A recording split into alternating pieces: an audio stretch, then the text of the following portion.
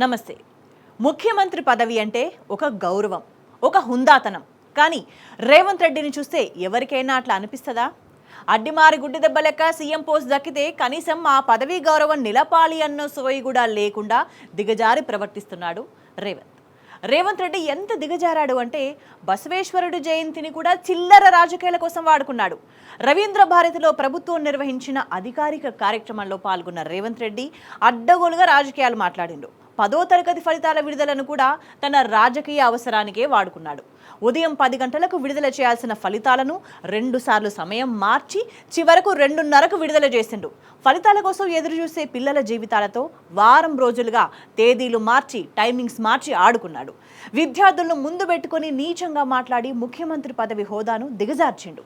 విద్యార్థుల మెదళ్లలో విషం నింపుతున్న రేవంత్ లాంటి వాడు ఎక్కడైనా ఉంటాడా? బీఆర్ఎస్ రజతోత్సవ విజయాన్ని జీర్ణించుకోలేక కడుపులో పెట్టుకున్న విషయాన్ని ఆపుకోలేక ఇట్లా బయటగక్కిండన్నమాట. కేసీఆర్ తన పేరు కూడా ప్రస్తావించలేదు అన్న ఫ్రస్ట్రేషన్తో పిచ్చివాగుడంతా వాగేసిండు. కేసీఆర్ గురించి అవే చిల్లర మాటలు మాట్లాడి తన బుద్ధి కుక్కతో ఒకటైపోయినని మరోసారి రుజువు చేసుకున్నాడు. రేవంత్ వాగిన చెత్త వాగుడు అంతా ఇంత కాదు. తెలంగాణను కాంగ్రెస్ ఇచ్చిందంటాడు.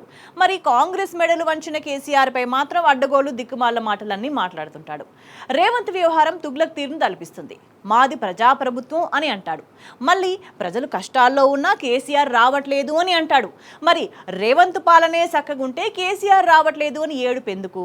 మళ్ళీ కేసీఆర్ హయాంలో ఏ పథకం ఆగిపోయిందో చెప్పాలి అని ఉల్టాచోర్ అన్నట్టుగా దబాయించాడు రేవంత్.